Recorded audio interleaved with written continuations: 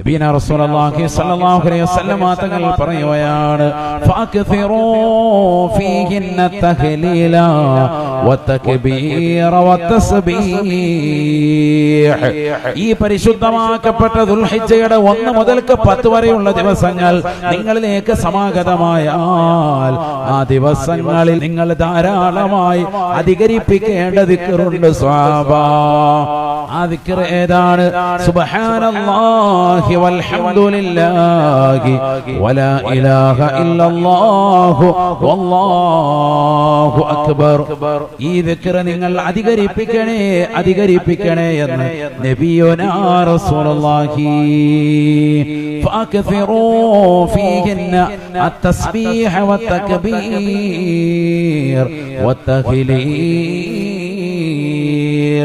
സുബ്ഹാനല്ലാഹും അൽഹംദുലില്ലാഹും അല്ലാഹു അക്ബറും ലാ ഇലാഹ ഇല്ലല്ലാഹും അടക്കമുള്ള ദിക്റുകളെ അധികരിപ്പിക്കണേ എന്ന് നബിയുനാ റസൂലുള്ളാഹി.